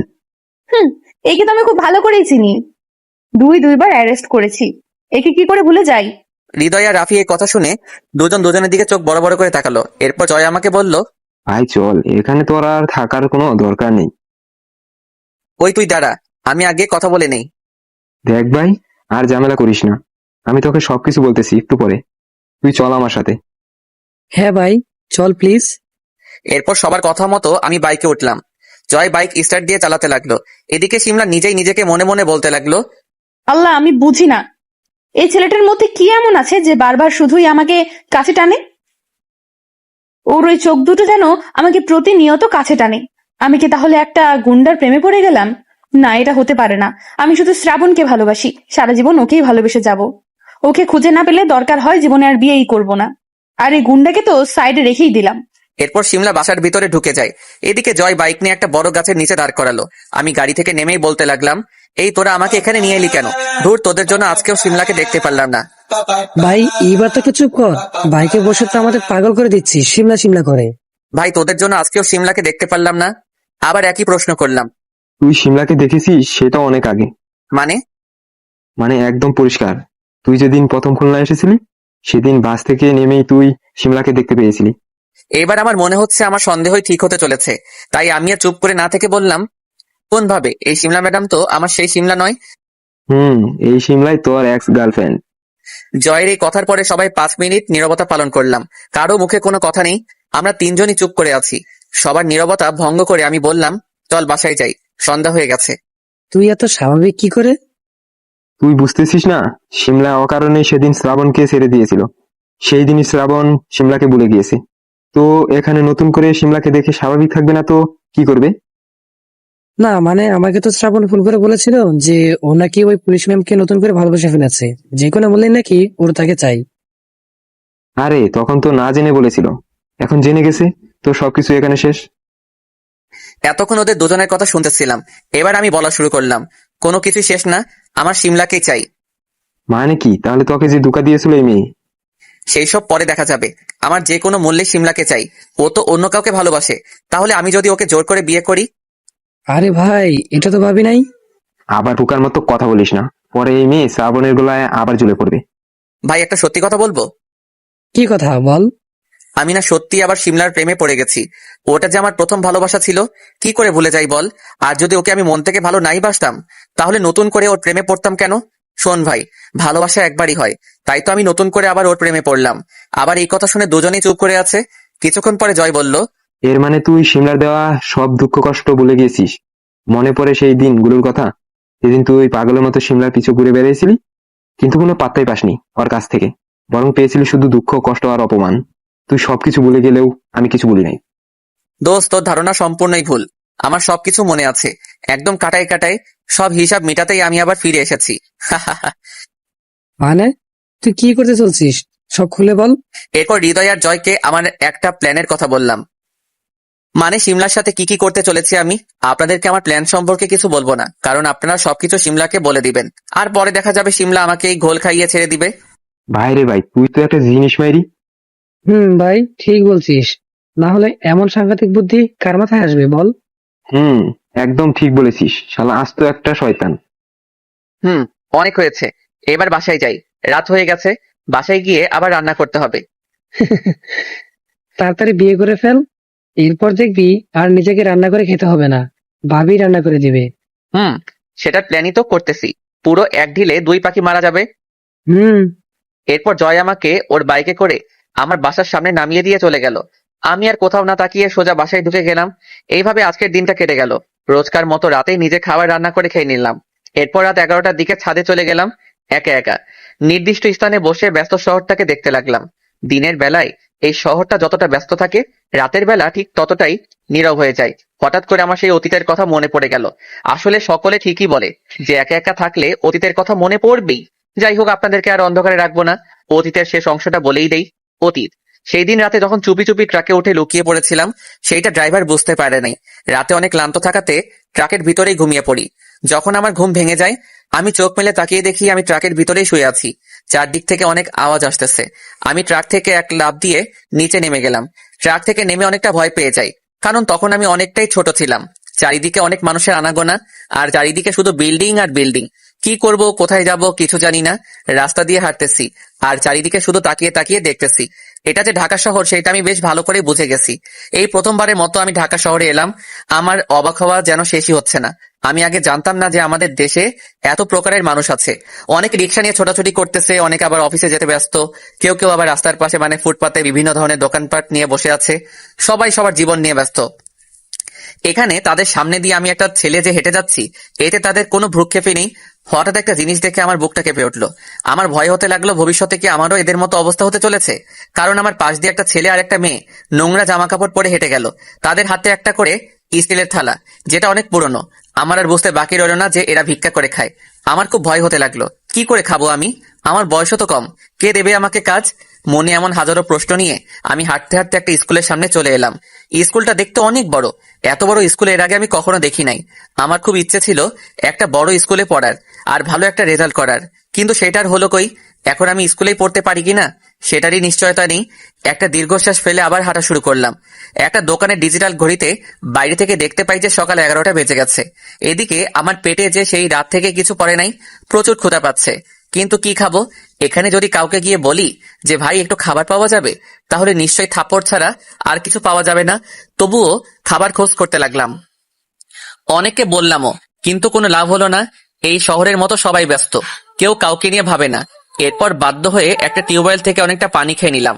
এইবার কিছুটা হলেও শান্তি লাগতেছে। কিন্তু ক্ষুধার জ্বালা কি আর পানিতে মিটে? তবুও এইভাবে আজকের দিনটা কেটে গেল। তখন আনুমানিক রাত 12টার বেশি বাজে। আমি রাস্তার পাশে ল্যাম্প পোস্টের নিচে একটা বেঞ্চে বসে আছি, মাথা নিচু করে। আজকে মনে হয় আর ঘুম আসবে না। চোখ থেকে অঝোর ধারায় পানি পড়ে যাচ্ছে। ল্যাম্প পোস্টে টিপ টিপ আলোতে আমার চোখের পানি যেন বোঝাই যাচ্ছে না। হঠাৎ করে আকাশে কালো মেঘ জমে গেল। আকাশের চাঁদটা যেন মেঘের আড়ালে লুকিয়ে পড়ল। মুহূর্তের মধ্যেই বৃষ্টি পড়তে শুরু করলো। কোনো ইচ্ছে নেই বৃষ্টি থেকে বাঁচার। আমি সেই জায়গায় বসে বসে বৃষ্টিতে ভিজতে লাগলাম। এইভাবে 10-15 মিনিট হয়ে গেল। আমার এখন ইচ্ছে করতেছে আমি যদি এই নিষ্ঠুরতম পৃথিবী থেকে চলে যেতে পারতাম তাহলে অনেক ভালো হতো। হয়তো আমি বেঁচে যেতাম, এই কষ্ট থেকে তো অন্তত মুক্তি পেতাম। আমার চোখের পানি যেন এই বৃষ্টির পানির কাছে কিছুই না। আমার চারিদিকে কি হচ্ছে না হচ্ছে আমার সেটা দেখার কোনো ইচ্ছেই নেই। আমি আমার চিন্তায় ডুবে আছি। বৃষ্টির মধ্যে 30 মিনিটের বেশি সময় ধরে ভিজতেছি। জানি না ভবিষ্যতে আমার জন্য কি অপেক্ষা করতেছে। হয়তো আজ রাতেই আমার জীবনের শেষ রাত। আল্লাহর কাছে তখন একটাই প্রার্থনা করতেছি, তিনি যেন আজকে আমাকে সবকিছু থেকে মুক্তি দিয়ে দেয়। আর সহ্য করতে পারতেছি না এমন কষ্ট। আল্লাহ হয়তো আমার কথা শুনেছে, কারণ হঠাৎ একটা গাড়ির শব্দ পেয়ে আমি সামনে তাকাই। সামনে তাকিয়ে অনেক খুশি। রফিক সাহেব বৃষ্টির মধ্যেই নিজে গাড়ি চালিয়ে বাসায় যাচ্ছিলেন। তখন রাত প্রায় 1টার কাছাকাছি হবে। থানায় একটা ফাইল আটকে গিয়েছিল। ফাইলের কাজ কমপ্লিট করে তিনি এখন এই নির্জন রাস্তা দিয়ে বাসায় যাচ্ছেন। তার বাসায় যাওয়ার কোনো ইচ্ছে নেই, কারণ যাদের জন্য বাসায় যাবে তারাই তো আজকে বেঁচে নেই। তার সুন্দর একটা সংসার ছিল। তার স্ত্রী এবং ছোট মেয়েকে নিয়ে তিনি খুবই খুশি ছিলেন। কিন্তু কোনো এক গুন্ডা তার স্ত্রী এবং তার মেয়েকে চোখের সামনে খুন করে। সেদিন রফিক সাহেব খুবই অসহায় ছিল। তিনি একজন পুলিশ অফিসার হয়েও কিচ্ছু করতে পারে নাই। তার নিজের বউ এবং মেয়ের জন্য। আজ 21 দিন হলো সে তার পরিবারকে হারিয়েছে। তার এই পৃথিবীতে আর কেউ নেই, তাই সে যখন ইচ্ছা তখন বাসায় যায়। সে অনেকদিন ধরে একটা সঠিক মানুষ খুঁজতেছে, যে কিনা তার হতে তার স্ত্রী এবং মেয়ের খুনের প্রতিশোধ নিতে পারবে। তিনি খুব ভালো করেই জানে তার একার পক্ষে এই কাজ সহজ হবে না, তাই সে সকল জায়গায় একজন শক্তিশালী এবং সাহসী মানুষ খুঁজতেছে, কিন্তু কোনোভাবেই পাচ্ছে না। রফিক সাহেব বৃষ্টির মধ্যে রাস্তায় দিয়ে গাড়ি ড্রাইভ করতেছে, তখন তার চোখ আটকে যায় রাস্তার পাশে একটা বেঞ্চের দিকে। সে গাড়ি থামিয়ে দেয়, ভালো করে খেয়াল করে দেখে একটা অল্প বয়সের ছেলে মাথা নিচু করে এই বৃষ্টিতে ভিজতেছে। রফিক সাহেব গাড়ি থেকে বেরিয়ে ছেলেটার সামনে যায়। হঠাৎ একটা গাড়ির শব্দ পেয়ে আমি সামনে তাকাই। সামনে তাকিয়ে অনেক খুশি হই, কারণ আমার সামনে একটা লোক দাঁড়িয়ে আছে। তার ডান হাতে একটা পিস্তল আর অন্য হাতে একটা টর্চ লাইট। লোকটার মুখ আমি দেখতে পারতেছি না, কারণ লোকটা রেইনকোট পরা ছিল। লোকটাকে আমি এক পলক দেখে আবার মাথা নিচু করে নিলাম। আমি জানি লোকটা আমাকে মারতে এসেছে, কারণ এইরকম অনেক দেখেছি মুভিতে, যে গুন্ডারা পথে ঘাটে যে কাউকে মেরে ফেলে। আমার ভালো লাগতেছে, কারণ একটু পরে হয়তো আমি কষ্ট থেকে মুক্তি পেয়ে যাব। লোকটা হঠাৎ করে আমার দিকে গুলি তাক করে। এইবার আমি তার দিকে তাকিয়ে একটা মুচকি হাসি দিলাম। এই হাসিটা যেন বিশ্বজয়ের হাসি। আমার এমন হাসি দেখে লোকটা যে অবাক হয়েছে সেটা আমি স্পষ্ট বুঝতে পারলাম। আমার এত সাহস কোথা থেকে এলো আমি নিজেও জানি না, কারণ আমি সাধারণত একটু ভীতু টাইপের ছেলে ছিলাম তখন। আমি নিজেই বিশ্বাস করতে পারতেছিলাম না যে আমি নিজের মৃত্যুকে এইভাবে সামনে দেখেও হাসতেছি। হঠাৎ করে লোকটা আমার থেকে এক কদম পিছে গিয়ে আমার দিকে গুলি শুট করে। নিজের চোখের সামনে যদি কেউ গুলি চলতে দেখে, আমি শিওর সে তখন সাথে সাথে একটু সময়ের জন্য হলেও চোখের পলক ফেলবে। কিন্তু মজার বিষয় হচ্ছে আমি কোনো পলক ফেলি নাই। এক কথায় আমি একটু ভয় পাইনি। ভয়ই বা পাবো কেন? আমি তো এটাই চেয়েছিলাম। কারো শরীরে গুলি লাগার পরে তো ব্যথা লাগার কথা, প্লাস রক্ত বের হওয়ার কথা। তাহলে আমার ব্যথা লাগতেছে না কেন? তার মানে মৃত্যু এত সহজ? কিন্তু এরপর ভালো করে নিজের শরীরের দিকে চেয়ে দেখি আমার কোথাও গুলি লাগে নাই। এর মানে লোকটা আমার শরীরে গুলি করে নাই। আমি কিছু বুঝে ওঠার আগেই লোকটা আমার হাত চেপে ধরলো আর আমাকে জোর করে গাড়িতে বসিয়ে দিল। এখন আমার প্রচন্ড শীত করতে লাগলো। এত সময় যে বৃষ্টিতে ভিজেছি এর জন্যই হয়তো শীত করতেছে। আমি চুপ করে গাড়ির ভিতরে বসে আছি, জানি না লোকটাকে কি করবে আমার সাথে, আমাকে কেনই বা তার গাড়িতে উঠালো। এতক্ষণ পর্যন্ত তার মুখটা আমি দেখতে পাইনি। তিনি এইবার তার শরীর থেকে রেইনকোট খুলে ফেললো। এবার আমি অবাক না হয়ে পারলাম না, কারণ লোকটা যে একটা পুলিশ অফিসার, পুলিশ ইউনিফর্ম পরে আছে। ইউনিফর্মের এক পাশে লেখা আছে রফিক, তার মানে ইনি। কিন্তু আমি বুঝতেছি না একজন পুলিশ হয়ে আমার সাথে তিনি এমন কেন করতেছে। আমার মনের হাজার রকমের প্রশ্ন আসতে লাগলো। তখনই লোকটা বলল, আমার এই পৃথিবীতে কেউ নেই, আমি সম্পূর্ণ একা। তুমি কি আমার সাথে যেতে ইচ্ছুক? আমি এমন কথা শুনে পুরাই অবাক হয়ে যাই। এই পুলিশ অফিসার আমাকে কি বলতেছে কিছুই মাথায় আসতেছে না। আমাকে চেনে না জানে না, হুট করে বলে ফেললো তার সাথে যাবো কিনা, কোথায় যাব। আর এই পুলিশ অফিসারই বা বুঝলো কিভাবে যে আমার থাকার জায়গা নেই। এই বিষয় নিয়ে মাথায় অনেক প্রশ্ন ঘুরপাক খাচ্ছে আমার। আমি কোনো কথা বলতেছি না। লোকটা আবার আমাকে জিজ্ঞেস করলো, ভয় নেই, আমি তোমার কিছু করব না। যদি তুমি যেতে ইচ্ছুক যেতে পারো। অনেক রাত হয়েছে, বাসায় ফিরতে হবে। আমি রাজি। আমি মনের ভিতরে আর কোনো জড়তা না নিয়ে বলে ফেললাম। এরপর লোকটা গাড়ি স্টার্ট দিয়ে গাড়ি চালাতে লাগলো। আমি শীতে কাঁপতে লাগলাম গাড়ির ভিতরে বসেই। সেই রাত থেকে আজকের রাত পর্যন্ত আমি এখনো মুখে কিছু দেই নাই। পেটে প্রচন্ড ক্ষুধা, প্লাস এই ঠান্ডার মধ্যে হঠাৎ করে আমি গাড়ির সিটে বসেই জ্ঞান হারিয়ে ফেলি। এটা লোকটা চোখ এড়ালো না। তিনি গাড়ি থামিয়ে আমার পালস চেক করতে গেলেন। তখনই আমার শরীরে তার হাত লেগে যায়। তিনি বুঝতে পেরে যায় যে আমার প্রচন্ড জ্বর এসেছে, তাই তিনি তাড়াতাড়ি করে আমাকে তার বাসায় নিয়ে যায়। ব্যাস, এইভাবে আমার আর রফিক আঙ্কেলের পরিচয় হয়। আমার যখন জ্ঞান আসে তখন আমি আস্তে আস্তে চোখ মেলে সামনে তাকাই। আমি নিজেকে সুন্দর একটা রুমে আবিষ্কার করি। চারিপাশে দেখতে লাগলাম, কিন্তু কাউকে দেখতে পারতেছি না। তাই বিছানা থেকে উঠতে যাব, তখনই সেই পুলিশ অফিসারটা আমার সামনে এসে হাজির হয় আর বলল, এই এই, কি করতেছো? বিছানা ছেড়ে উঠতে হবে না, তুমি অসুস্থ। আপনি কে? আর আমি এখানে কেন? কি করে এলাম এই রুমে? আস্তে আস্তে, এত ব্যস্ত হলে চলবে? তুমি আগে পুরোপুরি সুস্থ হয়ে নাও, তারপর আমি সব খুলে বলবো। আমি অসুস্থ হলাম কিভাবে? কই, আমার তো কোনো কিছুই হয় নাই। কিছুই যখন হয় নাই, তাহলে আজ 2 দিন পর তোমার জ্ঞান ফিরে এলো কেন? মানে এই 2 দিন আমার জ্ঞান ছিল না?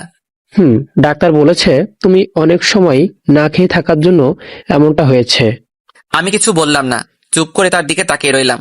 এছাড়া যে আর কিছু করার নেই আমার। এই আঙ্কেল না থাকলে আজকে হয়তো আমি এই পৃথিবীতে থাকতাম না। আচ্ছা আঙ্কেল, আপনি আমাকে এখানে কেন নিয়ে এলেন? কেন আমাকে ডাক্তার দেখালেন? আমি মারা গেলেই ভালো হতো। আমি চোখ থেকে পানি বের করে বললাম, তুমি এমনটা বলতেছো কেন? আমি কিছুটা আন্দাজ করতে পারতেছি, কিন্তু সবকিছু তোমার কাছে শুনতে চাই। যদি তুমি মনে করো যে আমাকে বলবে, তাহলে বলতে পারো। আচ্ছা তাহলে শুনুন। এরপর আমি আঙ্কেলকে সবকিছু খুলে বললাম। আঙ্কেল সবকিছু শুনে বলল, এই কাজটা তোমার একদম ঠিক হয়নি, কারণ তারা তোমার নিজের বাবা মা, ভাই। তারা তোমাকে বকাঝকা করতেই পারে, তাই বলে যে বাসা ছেড়ে পালিয়ে আসতে হবে, এটার কোনো মানেই হয় না। আচ্ছা ঠিক আছে, তুমি আগে সম্পূর্ণ সুস্থ হয়ে নাও, এরপর আমি তোমাকে তোমার পরিবারের কাছে পৌঁছে দেওয়ার ব্যবস্থা করতেছি। না আঙ্কেল, আমি আর আমার পরিবারের কাছে ফিরে যেতে চাই না। যেখান থেকে একবার চলে এসেছি সেখানে আর ফিরে যেতে চাই না। দরকার হয় না খেয়ে মারা যাব, তবুও আর বাসায় ফিরে যাব না। যদি কোনোদিন যেতেই হয় তাহলে সেই দিনই যাব, যেদিন নিজের যোগ্যতায় কিছু হতে পারবো। খুব অভিমান জমে আছে বাসার সকলের প্রতি। কয়েকদিন যাক, সব ঠিক হয়ে যাবে। এরপর বাসায় যেও, কেমন? আঙ্কেল, আপনি আমাকে যতই বলুন না কেন, আমি আর বাসায় ফিরে যাচ্ছি না। আপনি বরং আমাকে যেতে দিন। আমি এখানে থেকে শুধু শুধু আপনাকে কষ্ট দিতে চাই না। খুব বড় মানুষের মতো কথা বলতেছো তুমি। জানো আমি কে? আপনি যেই হন না কেন, আমি এখন কাউকে ভয় পাই না। ভয় তাদেরই থাকে যার নিজের আপন কেউ থাকে, আর আমার তো আপন বলতে কেউ নেই, তাহলে আমার ভয় কিসের? কথা তো বেশ ভালোই বলতে পারো।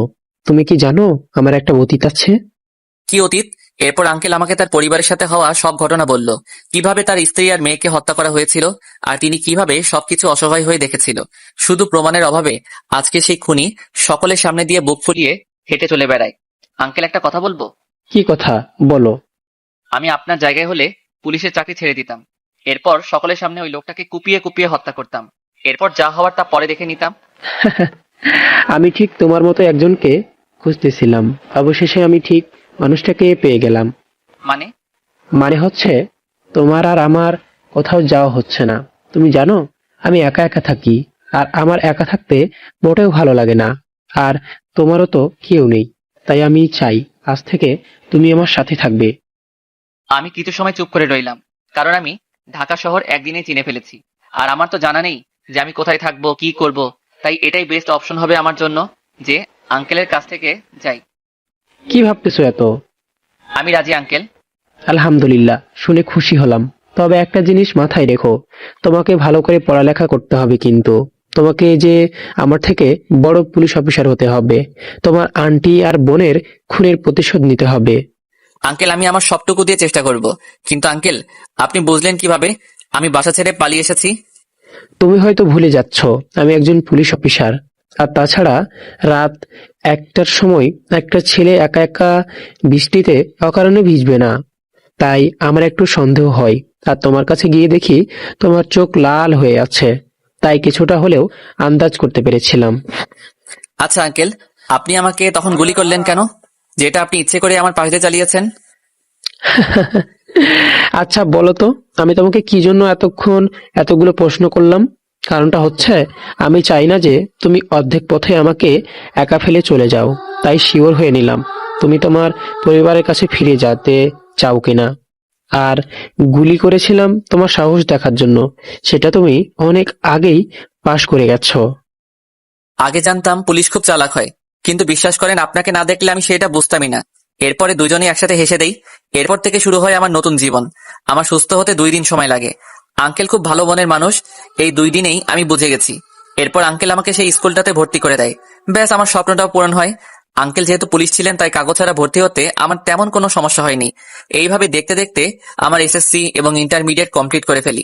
এরপর আঙ্কেল আমাকে 6 মাসের বেশি সময় ধরে শুটিং, ট্রেনিং সহ পুলিশের কাজে লাগে এমন অনেক ট্রেনিং করায়। আল্লাহর রহমতে আমি সবকিছুই লিপ্ত করে নিই।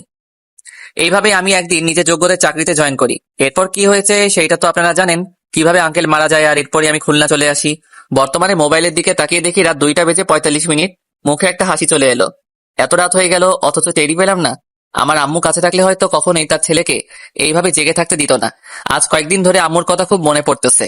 না, আর বেশি দেরি করব না, কালকেই আম্মুকে দেখতে হবে। তবে নিজের পরিচয় দিয়ে নয়, ছাদে আর দেরি না করে নিজের রুমে চলে এলাম। রুমে এসে কোনো কিছু খেয়াল না করে বিছানায় চোখ বুজে শুয়ে পড়লাম। ব্যাস, এক ঘুমে সকাল হয়ে গেল। সকালের খাবার খেয়ে একা একা বাসা থেকে বের হলাম। এখন প্রায় সকাল 10টা বাজে। অনেকদিন হলো নিজের শহরে এসেছি, কিন্তু কিছুই ঘুরে দেখা হয়নি, তাই একটু ঘুরতে বের হলাম। আর একটু সামনেই একটা কলেজ আছে। এসএসসি পাশ করে এই কলেজে লেখাপড়া করার কথা ছিল আমার, কিন্তু আফসোস সেটা তো আর হলো না। খুব ইচ্ছে হলো ভিতরটা একটু ঘুরে দেখার, তাই কলেজের গেট দিয়ে ভিতরে ঢুকলাম। কলেজ বোধহয় আজকে খোলা। 10টার বেশি বাজায়, স্টুডেন্টরা সবাই হয়তো ক্লাস করতে চলে গেছে। আমি আশেপাশে তাকাতে লাগলাম। অনেক সুন্দর পরিবেশ, তবে একটা বিষয় খেয়াল করলাম যে এখানে আশেপাশে অনেকগুলো ছেলে মেয়ে আলাদাভাবে বসা আছে, মানে যাদেরকে এক কথায় গার্লফ্রেন্ড বয়ফ্রেন্ড বলে। আমিও কলেজের কোনে একটা বেঞ্চে গিয়ে বসলাম। এরপর আমি একজনকে ফোন দিলাম। রেডি তো তুমি? জি স্যার, আমি একদম রেডি। খুলনা শহরের সবচেয়ে বড় বিল্ডিং এর উপরে আছি স্যার। হিসাব অনুযায়ী এখনই তার গাড়ি করে যাওয়ার কথা। জি স্যার, দেখতে পেয়েছি। এখন বলুন কি করতে হবে? তেমন কিছু না, একটু ভয় দেখাতে হবে। ওকে স্যার, মনে করুন আপনার কাজ হয়ে গেছে। এরপর আমি ফোনটা রেখে দিলাম এবং সাথে সাথে আমার সহকারী নাজমুলকে ফোন দিলাম। অপরদিকে এনামুল সাহেবের ফোনে সকালে একটা কল আসে। এনামুল সাহেব ফোনটা রিসিভ করে বড় এবং প্রায় 10 মিনিট কথা বলে। এরপর ফোন রেখে দিয়ে একটা শয়তানি হাসি দেয়, কারণ সে মাত্রই একটা বিজনেস ডিল সম্পন্ন করলো। এখানে তার 80% লাভ হবে, কারণ সে যে পণ্যগুলো প্যাক করে পাঠাবে তার সবগুলোই ভেজাল প্লাস নকল। তার খুব ভালোই লাগে যখন এমন বলদ মার্কা ডিলার পায়। তাই সে মনের আনন্দে বাসা থেকে গাড়ি নিয়ে বের হয় গোডাউনের উদ্দেশ্যে। এনামুল হক যেহেতু এই শহরের একটা বড় পদে আছেন, তাই একটু হালকা পাতলা বডিগার্ড নিয়ে চলতেন। কিন্তু যেদিন সে ফোনে একটা হুমকি পায়, এরপর থেকে অনেক বডিগার্ড নিয়ে চলাফেরা করে সে। ঠিক তেমনি আজকেও তার সামনে একটা পুলিশ ভর্তি গাড়ি এবং পিছনে একটা গাড়ি যেটাতে তার নিজস্ব কিছু বডিগার্ড রয়েছে, এবং মাঝখানে একটা খুব দামি গাড়ি। সেই গাড়ির ভিতরেই মিস্টার এনামুল হক। অপরদিকে খুলনার সবচেয়ে বড় বিল্ডিং এর ছাদে সাইলেন্সার লাগানো বন্দুক নিয়ে বসে আছে একজন কন্ট্রাক্ট কিলার, যে কিনা এনামুল হকের জন্যই অপেক্ষা করতেছিল। তার কন্ট্রাক্ট অনুযায়ী সে এনামুল হকের গাড়িতে থাকা ড্রাইভারের উপরে গুলি চালায়।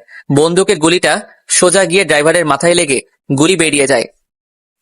সাথে সাথেই গাড়িটা তার গতি হারিয়ে রাস্তার পাশের একটা ল্যাম্পপোস্টের সাথে ধাক্কা খায়। গাড়ির স্পিড কম থাকায় এনামুল হকের তেমন কোনো ক্ষতি হয়নি। বডিগার্ড গুলো এসে তাড়াতাড়ি এনামুল হকে গাড়ি থেকে বের করে। এনামুল এগুলো দেখে মনে মনে বলে, এই যাত্রায় বেঁচে গেলাম, এরপর থেকে বুলেট প্রুফ গাড়ি নিয়ে চলাফেরা করব। ঠিক তখনই তার ফোনে একটা কল আসে, আননোন নাম্বার। তিনি সাথে সাথে ফোনটা রিসিভ। কি ভাবতেছিস, এই যাত্রায় বেঁচে গেলি? হ্যালো, কে তুই? সাহস থাকলে সামনে আয়। আরে কুল কুল, এত চাপ নিস না, প্রেসার হাই হয়ে যাবে যে। এর একটা কথা, এটা ভাবিস না যে গুলিটা মিস হয়ে গেছে। এটা জাস্ট মনে করিয়ে দিলাম যে আমি চাইলেই তোকে উপরে পাঠিয়ে দিতে পারি। কে তুই? কি চাস? তুই কিন্তু আমাকে চিনিস না। তুই কিন্তু আগুন নিয়ে খেলা করছিস। আমি বরাবরই খেলতে ভালোবাসি। আর হ্যাঁ, একটা কথা, তোর মৃত্যু খুব শীঘ্রই আমার হাতে হতে চলেছে। সো মৃত্যুর জন্য দিন গুনতে থাক। Best of luck, bye bye. এরপর ফোন কেটে গেল। এনামুল হক জোরে জোরে অনেক গালিগালাজ করতে লাগলো, কিন্তু কোনো শব্দ নেই। শব্দ হবে কিভাবে? ফোন যে কেটে দিয়েছে। এটার পরে এনামুল হক খুব ভয় পেয়ে যায়। সে সাথে সাথে নম্বর ট্র্যাক করতে বলে পুলিশকে। হ্যালো নাজমুল, তুমি কোথায় এখন? জি স্যার, আমি একটু বাইরে বেরিয়েছিলাম। দেখা করতে পারবে এখন? জি স্যার, বলুন কোথায় আসতে হবে? কলেজের সামনে চলে আসো, একা একা বসে আছি। কি ব্যাপার স্যার, একা একা কলেজে কি করেন?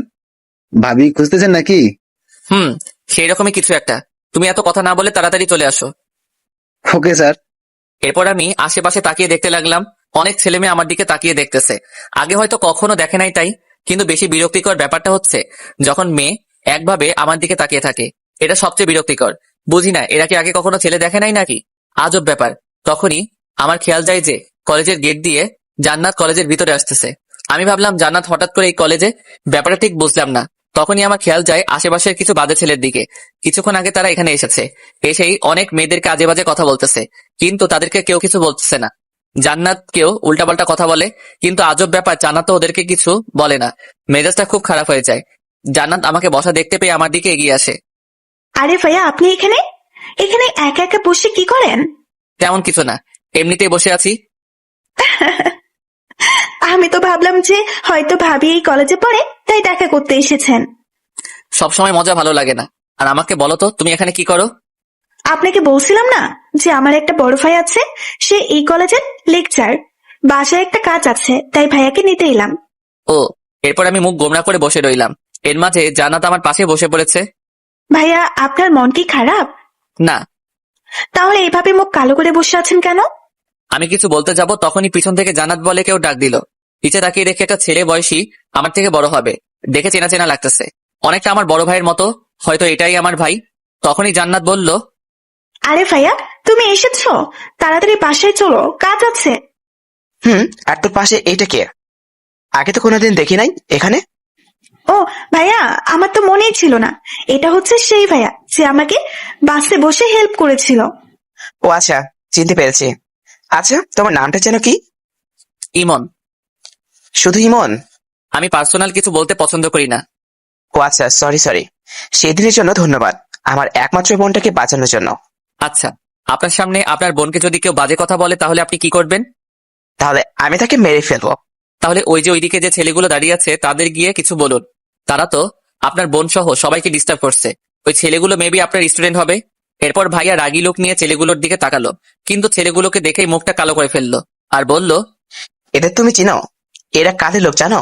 এরা কে বা কারা, কোথা থেকে এসেছে সেটা বড় কথা না, বড় কথা হচ্ছে ও আপনার বোনকে বাজে কথা বলেছে। সো আপনি কি চুপ করে থাকবেন? আমি জোরে কথাগুলো বললাম। কলেজের আশেপাশের লোক আমাদের দিকে তাকিয়ে দেখতে লাগলো কি হচ্ছে এখানে। দেখ, তুই কি বলতে চাচ্ছিস আমি বুঝেছি, কিন্তু সব জায়গায় গিয়ে ঝামেলা করা যায় না। এদেরকে দেখা যাচ্ছে আমি এখন কিছু বলবো না, পরে দেখা যাবে আমার আপন কাউকে আরো খারাপ কিছু করে দেবে। ঠিক তেমনি এরা অনেক খারাপ আর ভয়ানক। এনামল ভাইয়ের লোক, এদেরকে আমি কিভাবে কিছু বলবো? মেজাজটা চরম পর্যায়ে পৌঁছে গেল। আমি দাঁতে দাঁত চেপে চোখ লাল করে বললাম, আচ্ছা ধন্যবাদ, আপনি এখন যেতে পারেন। ভাইয়া আমাকে আরো কিছু বলতে যাবে তখনই জান্নাত ভাইয়াকে নিয়ে চলে গেল আর ভাইয়াকে বলল, ভাইয়া তুমি জানো না, ওই ভাইয়া একটু এমনই, শুধু শুধু তার সাথে কোনো কথা বলে লাভ হবে না। বুঝতে পেরেছি। অপরদিকে আমি চুপ করে কিছু সময় নিজের জায়গায় বসে রইলাম। না থাকতে পারতেছি না, নিজের জায়গা থেকে উঠে সেই ছেলেগুলোর দিকে এগিয়ে যেতে লাগলাম। এখনো ছেলেগুলো যাকে পাচ্ছে তাকে ডিস্টার্ব করে যাচ্ছে। আমি ছেলেগুলোর সামনে গিয়ে দাঁড়ালাম। মোট 7 জন আছে। ছেলেগুলোর মধ্যে থেকে একজন আমাকে বলে উঠল, ওই তোর কি সমস্যা? এইভাবে আমাদের সামনে দাঁড়িয়ে আছিস কেন? আমি কিছু বললাম না, চুপ করে দাঁড়িয়ে আছি। তাদের ভিতর থেকে একটা ছেলে বলে উঠল, কিরে কথা বলিস না কেন, বোবা নাকি? এইবারও কোনো কথা বললাম না, চুপ করে সবগুলোর দিকে রাগী চোখে তাকিয়ে আছি। এইবার একজন বসা থেকে উঠে এসে আমার কাঁধে হাত রেখে বলল, তুই কি নেশা করে আসছিস নাকি? এইভাবে চোখ লাল করে আমাদের দিকে তাকিয়ে আছিস? জানিস আমরা কার লোক? কাঁধ থেকে হাত নামা। এইবার ওদের মধ্যে থেকে ওদের বস চেয়ে সে বলে উঠল, এত কথা বলতেছি কেন ওর সাথে? দুটো মেরে ভাগাতো সামনে থেকে, কই থেকে আছে কে জানে। এটা বলার সাথে সাথে আমার সামনে থাকা ছেলেটা ডান হাত আমার মুখ বরাবর ঘুষি মারতে যাবে, তখনই আমি বাম হাত দিয়ে ছেলেটার হাত ধরে বসলাম এবং ডান হাত দিয়ে ছেলেটার নাক সোজা একটা ঘুষি দিলাম। সাথে সাথেই ছেলেটা মাটিতে লুটিয়ে পড়লো এবং আমার সামনে বসা সবগুলো ছেলে দাঁড়িয়ে পড়লো। কলেজের আশেপাশে অনেক ছাত্র ছাত্রী ছিল, তারা এতক্ষণ আমাদের দিকে খেয়াল করে নাই, কিন্তু যেই মাত্র এমন একটা কাণ্ড ঘটলো তখন সবার নজর আমার দিকে পড়লো। মাত্র কিছু সময়ের মধ্যে পুরো কলেজ চুপ হয়ে গেল, কারণ এর আগে এমন কখনোই হয়নি যে বাইরে থেকে কেউ এসে এমন ভাবে কলেজের ছেলেপেলেদের মেরে চলে গেছে। এমন সাহস আগে কেউ দেখায়নি। সবচেয়ে বড় কথা হচ্ছে এরা নাকি সবগুলো এনামুল ভাইয়ের লোক। এনামুলকে নাকি এখানে সবাই প্রচুর ভয় পায়, এটা আমি পরে জানতে পেরেছি। আমি একা 6টা ছেলের সামনে দাঁড়িয়ে আছি। এদের মধ্যে থেকে একজন বলে উঠল, হয়তো ওদের বস হবে। রকি, সবগুলো ফোন লাগিয়ে এখানে আসতে বল, আর সাথে হকি স্টিক এবং ক্রিকেট ব্যাটগুলো যেন নিয়ে আসে। জি ভাই, আমি এক্ষুনি বলতেছি। আমি আমার হাতের দিকে তাকিয়ে দেখি রক্ত লেগে আছে। আমি হাতটা একবার দেখে নিলাম। ঠিক তখনই হঠাৎ করে কোথা থেকে জানাতে সে আমার হাত ধরে বলল, ভাইয়া আপনি শুধু শুধু এখানে ঝামেলা করবেন না, এরা অনেক খারাপ ছেলে, এরা আপনার অনেক ক্ষতি করতে পারে। প্লিজ ভাইয়া এখান থেকে আমার সাথে চলুন। আমি জান্নাতের গলার আওয়াজ পেয়ে পিছে ফিরে তাকালাম। পিছে তাকিয়ে দেখি ভাইয়াও আছে এখানে, কিন্তু বুঝলাম না এরা দুইজন তো চলে গিয়েছিল, তাহলে হঠাৎ করে আবার কোথা থেকে এলো? কি হলো ভাইয়া, কি ভাবতেছেন? প্লিজ আপনি বোঝার চেষ্টা করুন, এটা কোনো নাটক বা সিনেমা না যে আপনি একাই এদের সবগুলোকে একা হারিয়ে দেবেন। ভাইয়া প্লিজ চলুন এখান থেকে। জান্নাতের এমন কথা শুনে ছেলেগুলোর মধ্যে থেকে একজন বলে উঠল, তোর ভাইকে এখন বুঝিয়ে কোনো লাভ নেই। তোর ভাই অনেক বড় ভুল করে ফেলেছে, এর জন্য ওকে পস্তাতে হবে। আর কয়েক মিনিট অপেক্ষা কর, দেখ কি হয়। আমি আমার বাম হাত দিয়ে জান্নাতের থেকে হাত ছাড়িয়ে নিয়ে সামনের দিকে এগোতে লাগলাম। আমাকে এগিয়ে আসতে দেখে সেই ছেলেটা দৌড়ে আমার কাছে এসে আমার বুকে ঘুষি মারতে যাবে, কিন্তু আমি তার আগে আমি লাফ দিয়ে ছেলেটার মাথায় আঘাত করলাম। ব্যাস, এটুকুতেই শেষ, খেল খতম। আমার এমন ভয়ঙ্কর রূপ দেখে ছেলেগুলো একে অপরের দিকে তাকিয়ে রাখতে লাগলো। কলেজের বাকি স্টুডেন্ট গুলো যে এতে খুব খুশি হয়েছে সেটা তাদের মুখ দেখেই বোঝা যাচ্ছে। হয়তো অনেকদিন ধরে সকলে অতিষ্ঠ হয়ে আছে এদের জন্য। এর মধ্যে কলেজের প্রিন্সিপালও চলে এসেছে, তিনিও দর্শকের মতো সবকিছু দেখতেছেন।